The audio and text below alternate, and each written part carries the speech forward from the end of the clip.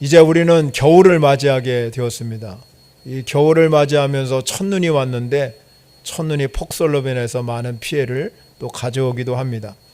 우리가 이 혹한 겨울을 잘 견딜 수 있는 힘이 있습니다. 그것이 뭐냐면 우리에게는 다시 따뜻한 봄날이 올 것이라는 소망이 있기 때문에 이 추위를 잘 견딜 수가 있는 것입니다. 이 봄이라는 단어는 영어로 스프링이라고 그러는데요.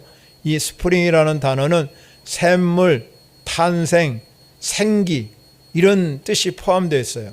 즉 말하자면 봄이라는 것은 겨울에 얼었던 모든 것들이 다시 샘물도 흐르게 하고 모든 것들이 다 흐르게 만들고 또 잠자던 만물이 생명으로 솟아오르는 환희의 생명잔치와도 같은 것이 바로 봄날입니다.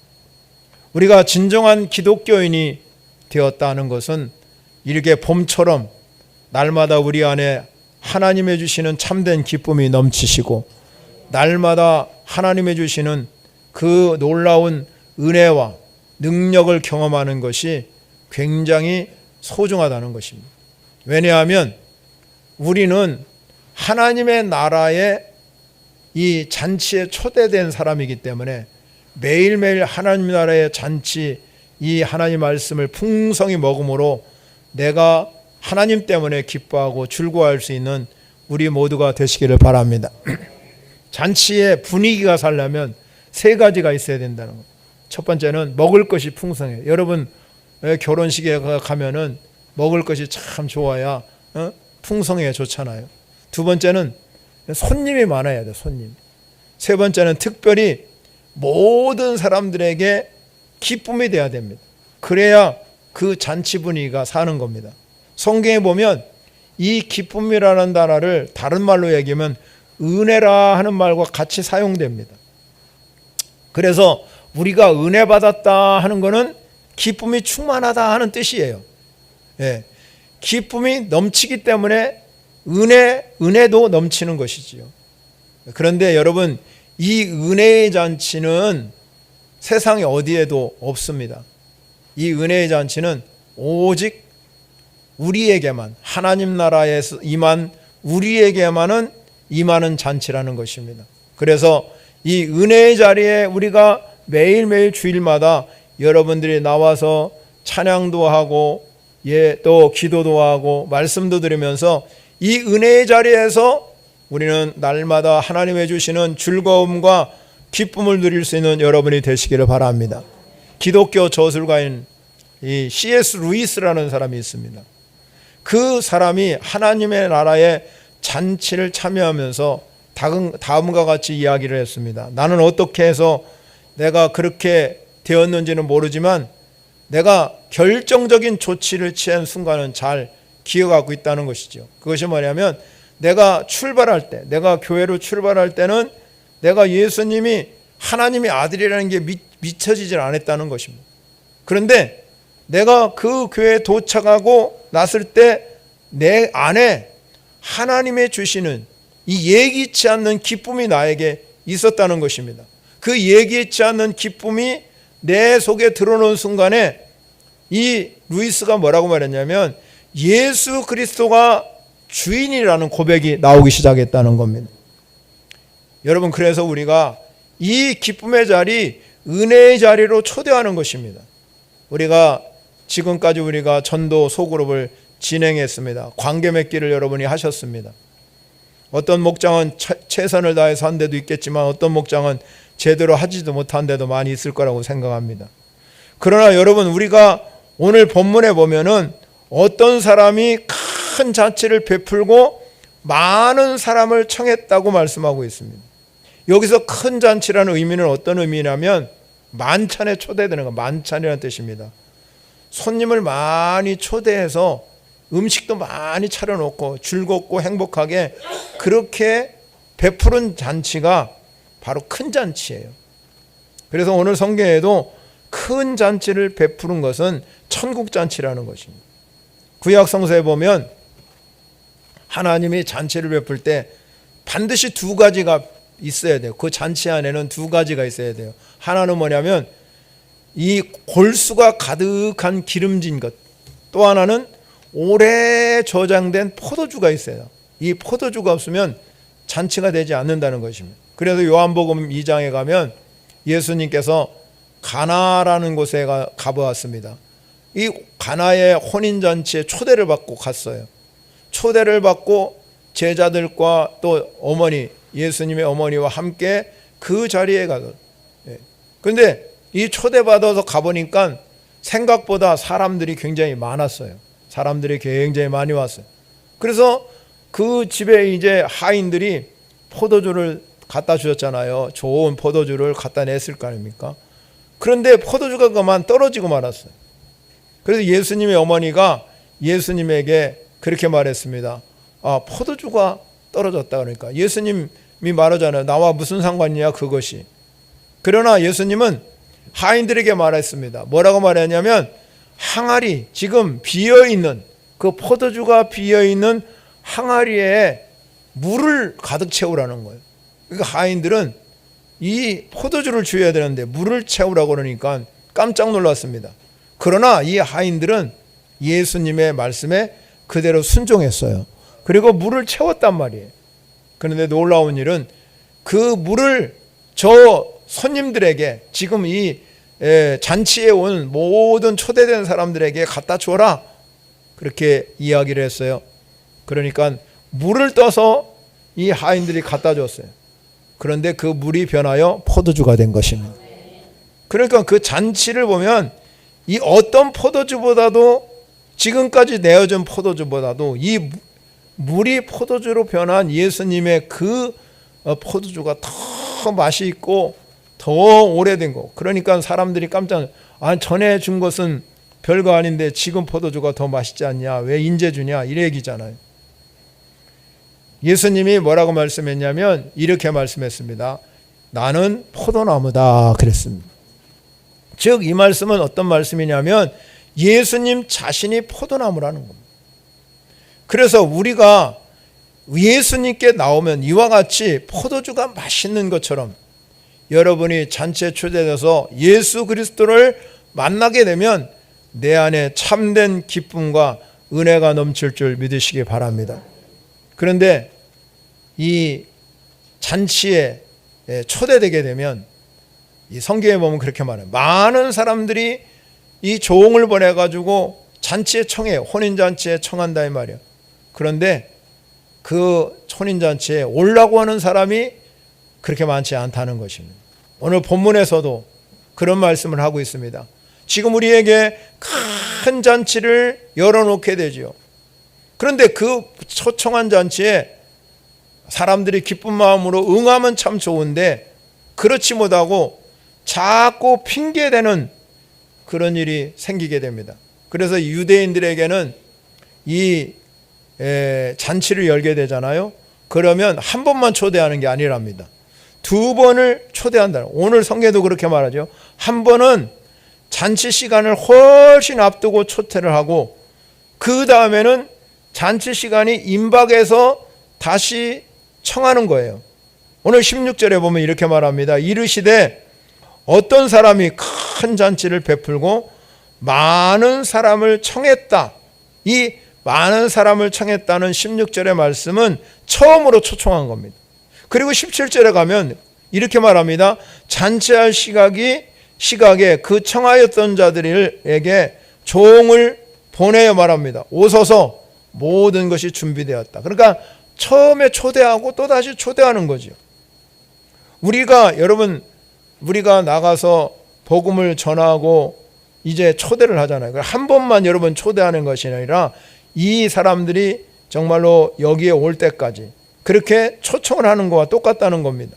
모든 것이 다 준비되는데, 그런데 오늘 성경에 보면은 어떤 말을 하냐면 모든 사람들을 첫 번째 시간이 훨씬 앞서서 초대하고 그 다음에 임박한 시간에 초대하고 초청했는데 일체적으로 모든 사람들이 어떻게 이야기하냐면 다 사용했다는 거예요.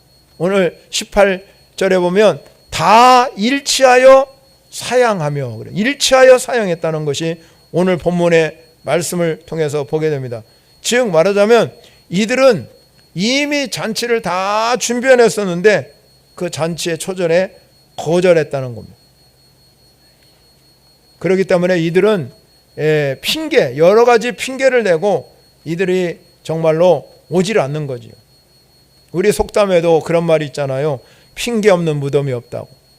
우리가 승자와 패자의 차이가 있답니다. 승자와 패자의 차이가 뭐냐면, 승자는 항상 모든 일이 자기가 실패했어도 성공했어도 자신의 탓으로 돌립니다. 그리고 그 입술에는 항상 그가 말할 때는 솔직하고 담백하게 내가 이것 때문에 실패했습니다.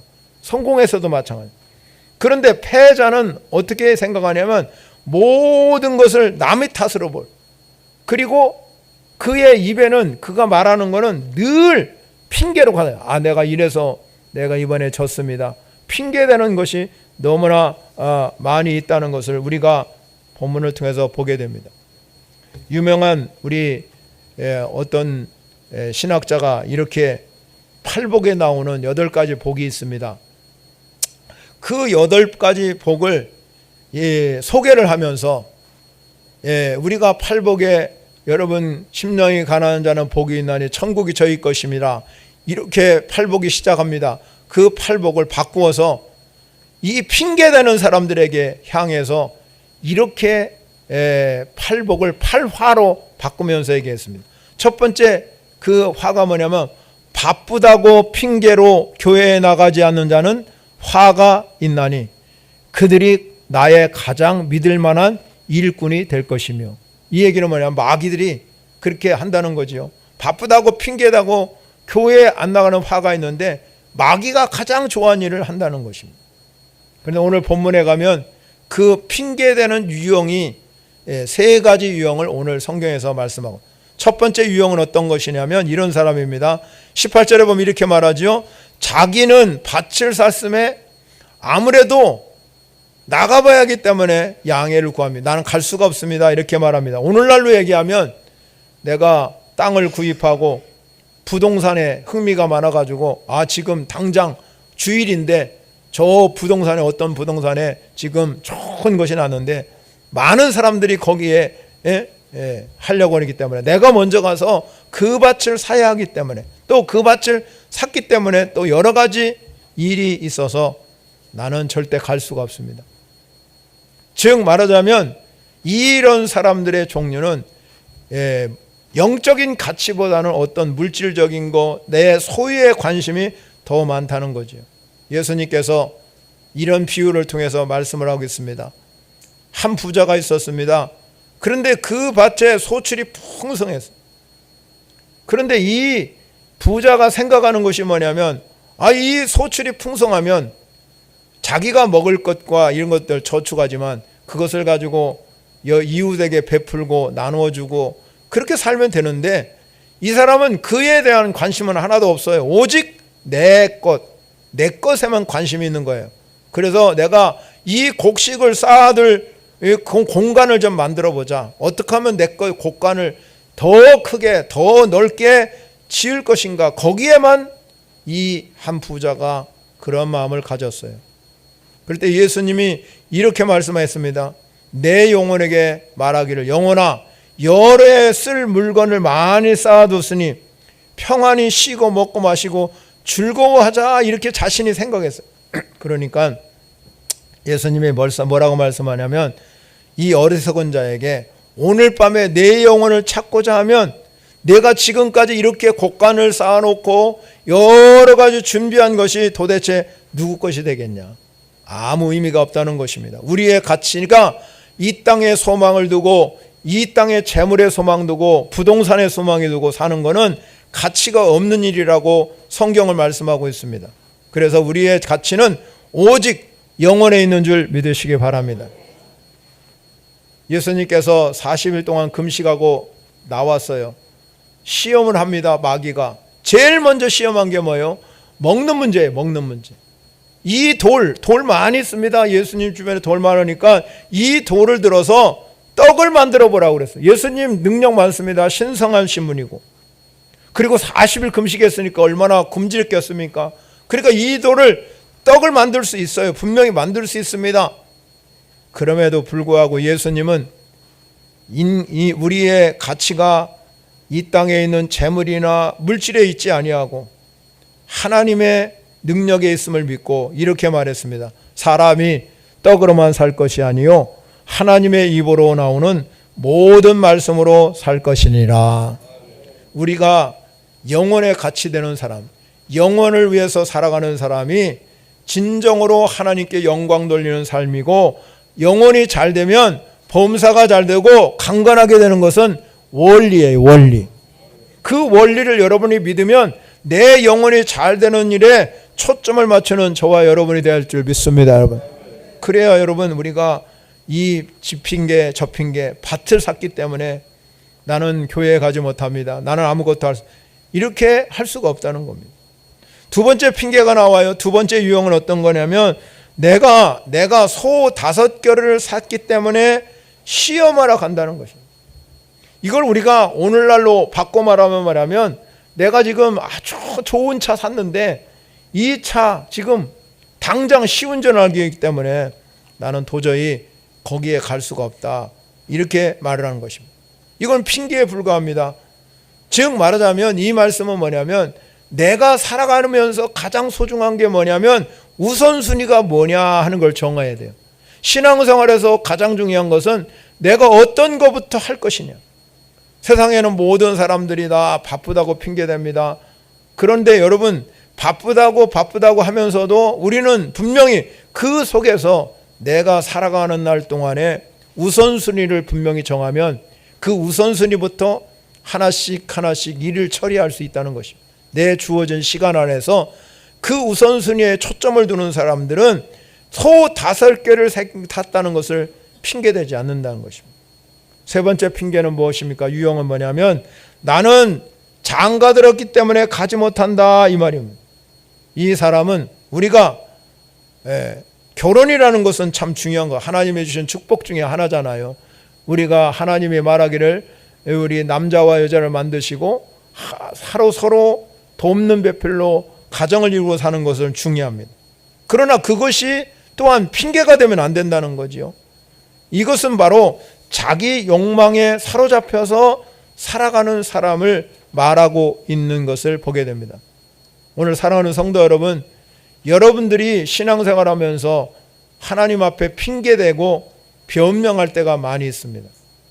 우리가 하나님의 나라에 초청되어서 항상 하나님께 예배하고 잔치를 맛보며 주님과 함께 즐거워하고 찬양을 돌릴 때마다 내 안에 주신 주님의 축복을 누리고 살아가는 그러한 놀라운 은혜를 경험하지 못하면 늘 핑계가 있다는 겁니다. 내가 이런 일 때문에 내가 오지 못하고, 이런 일 때문에 내가 어떤 일을 하지 못하고.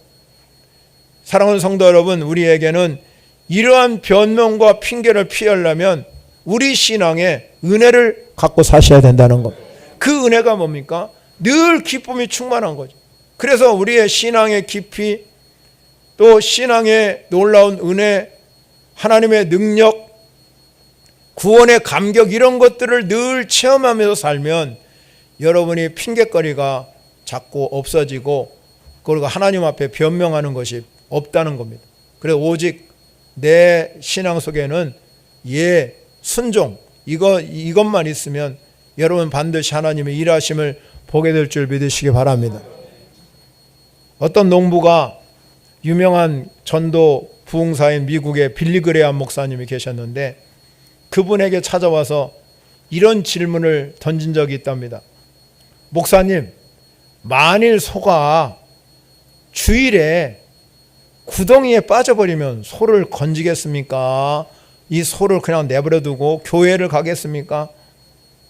그렇게 질문을 했다는 거예요. 그러니까 목사님이 이렇게 대답해요. 그거야 물론 소를 건져야지. 그러나 만일 소가 주일마다 구덩이에 빠지면 그 소를 어떻게 해야 됩니까? 그러면 팔아야서 없애야지. 매일 네가 주일마다 소가 구덩이에 빠지는데 주일에 예배는 안 가고 핑계대가지고 그 소 때문에 나 교회 못 간다고 그러면 되겠냐? 그것을 팔아라. 그렇습니다, 여러분. 우리가 살아가면은 우리가 신앙생활 하다고 또 여러분이 전도하다 보면 많은 변명과 핑계가 많습니다. 여러분도 마찬가지입니다. 요새 전도 못합니다. 전도할 사람이 없습니다. 초대도 오지 않습니다. 이 핑계 저 핑계, 우리가 시간이 없어서 우리가 이렇게 초대하지 못할 때가 너무나 많이 있습니다.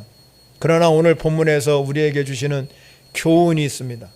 오늘 본문에 보면 이런 핑계를 대고 변명하는 사람을 향해서 21절에 가면 이렇게 말합니다. 큰 소리로 21절 같이 읽어보도록 하겠습니다. 시작. 종이 돌아와 주인에게 그대로 고하니 이에 집 주인이 노하여 그 종에게 이르되 빨리 시내의 거리와 골목으로 나가서 가난한 자들과 몸 불편한 자들과 맹인들과 저는 자들을 데려오라 하니라. 아멘. 오늘 성경에 21절에 중요한 단어가 있어요. 종들이 돌아와가지고 그대로 고했어요. 저 사람은 이런 핑계를 가지고 못 온다고 그러네요. 저 사람은 이렇게 소를 샀기 때문에 못 온다고 그러네요. 저 사람은 결혼해서 못 온다고 그러네요. 이런 핑계를 댔어요. 그러니까 주인이 뭐라고 말하냐면 집주인이 노했다 그래요. 노했다. 우리에게 여러분 신앙생활 하면서 여러분에게 주신 사명, 직분 여러 가지 있잖아요. 그리고 우리에게 주신 가장 큰 사명은 뭐냐면 내가 잃어버린 영혼을 구원하는 겁니다. 하나님께서 이 잃어버린 영혼을 구원하는 일에는 절대 핑계가 있을 수 없습니다. 왜냐하면 그게 우리의 사명이기 때문에 그렇답니다.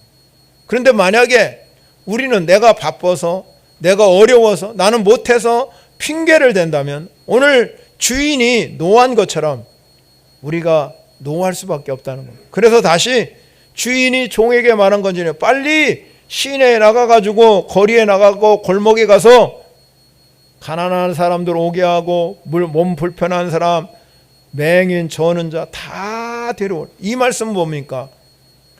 예수님께서 이 땅에 오신 이유가 있어요. 그게 뭐냐면 예수님은 의인을 부르러 온 것이 아니라 죄인을 부르러 왔다는 거예요. 죄인을 부르러 오신 예수님은 그 당시에 기득권 세력인 바리새인이나 서기관과 또 대제사 이런 사람들과 협력하고 일하면 굉장히 편하게 일했을지 모릅니다. 정치적으로 많은 존경도 받아가면서 그 당시에 여러분 예수님이 얼마나 병든 자를 많이 고치고 기적을 행해요. 그러니까 모든 사람에게 추앙받을 수 있었어요. 그런데 예수님은 그런 기득권 세력과 함께 하지 않았어요. 예수님은 항상 소외된 자, 세리와 죄인들과 함께 살았다는 거예요. 그 이유가 뭡니까? 예수님께서 이 사람들을 향해서 복음을 증거해서 사도 바울이 말한 것처럼 하나님께서 우리를 불러주신 것은 우리가 지혜가 많아서 불러주신 것이 아니고 능력이 많아서 불러주신 것이 아니고 학벌이 좋아서 불러주신 것이 아니라는 겁니다.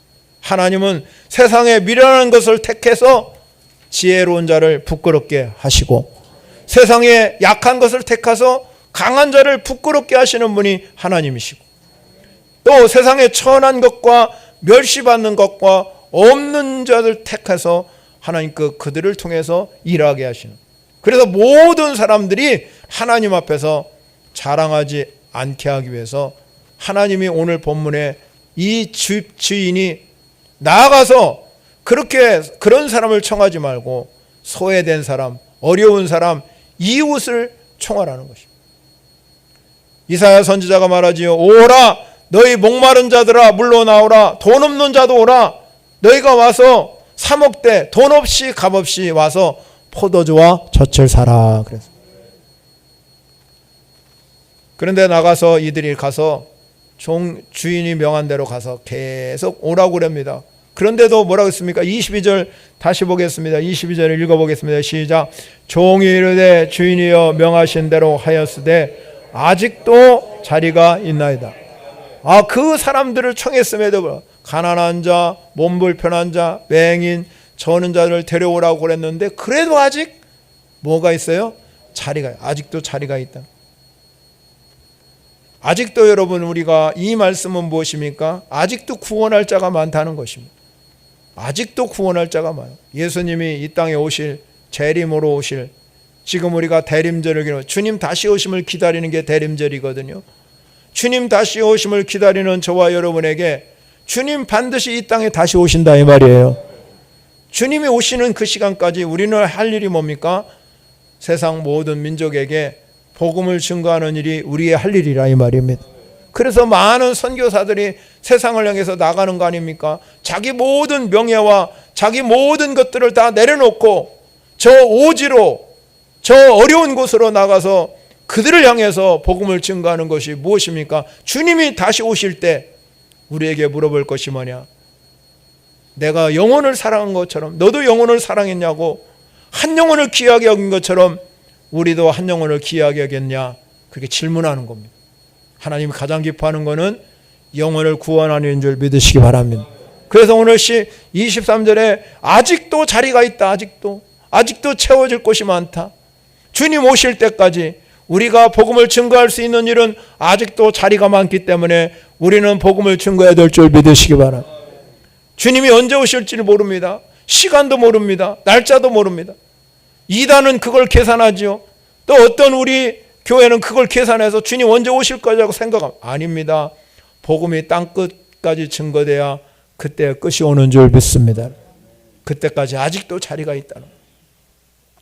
그래서 여러분 이렇게 말합니다. 아직도 자리가 있기 때문에 23절에 다시 큰 소리로 읽어보겠습니다. 시작. 주인이 종에게 이르되 길과 산을 나가서 사람을 강권하여 데려다가 내 집을 채우라. 아멘. 주인이 다시 한번 말합니다. 시내 골목에 가서도, 시내 거리와 골목에 가서는 이런 사람을 데리고 오는데 이제는 시내로 가는 것이 아니라 어디로 가라겠어요? 길과 산울타리로 가서. 이제는 길과 산울타리로 가서 또 더 시골에 가서 더 어려운 곳에 가서 사람들을 데리고 오라. 그런데 여러분 오늘 성경에서 뭐라고 말하냐면 이렇게 말합니다. 사람을 강권하여 데려다가 내 집을 채우라 그랬습니다. 여기 중요한 것이 뭐냐면 강권이라는 뜻입니다. 강권이라는 뜻은 우리가 뉘앙스를 보게 되면 강제적으로 막 가서 업어오든지 막 어떻게 하든지 그것이 아니에요. 그런 뜻이 아니에요. 강제적으로 뭐 데려오라 이런 뜻이 아닙니다. 여기서 강권하다는 뜻은 어떤 의미가 있냐면 우리가 상대방을 향해서 그 사람의 인격을 존중해주고 잘 섬겨줘서 그 상대방에게 인격적으로 호소하는 겁니다. 잘 섬기면서. 이게 바로 우리가 지금 하고 있는 관계 맺기예요. 관계 맺기. 전도는요, 관계 맺기가 중요해요. 왜? 그 사람의 마음을 사야하기 때문에. 그 사람의 마음을 열어. 강권하여라는 뜻은 바로 그거예요. 내가 잘 섬겨줘서 상대방의 인격에 호소하는 게 강권함이에요. 그냥 우리가 무조건 오십시오 막 데려오는 게 아니라 상대방 감정에, 상대방의 지식에, 상대방의 의지에 이 전인격적으로 그들에게 가서 호소하는 것. 오늘날로 말하면 잘 섬겨서 저 사람들에게 감동을 주는 것. 감동. 사람은요 감동받으면 하잖아요. 어떤 일을 해나간다 이 말이에요. 이 얼마나 중요한지 몰라요. 제가 언젠가 우리 성도님들 청주에서 제주도 갔나 어디 갔나 잘 모르겠는데요. 어디를 가는데 어떤 목사님이 한 번도 저는 그렇게 해본 적, 어떤 목사님이 오셔가지고 달러를 주고 갔어요 저한테. 여러분 나는 목사님한테 그렇게 여행 갈 때 뭐 이렇게 받아본 적이 없거든요.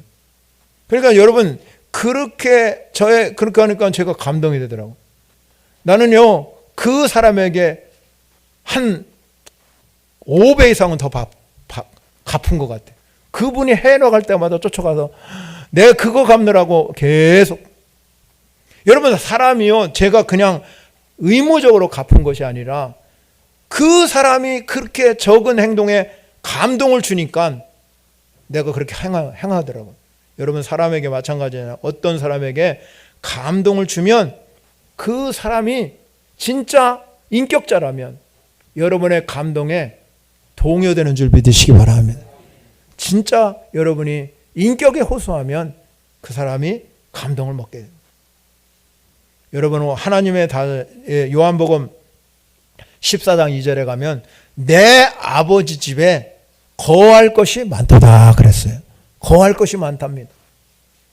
즉 말하자면 아직도 빈자리가 많기 때문에 우리가 강권하여 내 집 채우는 것이 주인이 종에게 한 말이에요.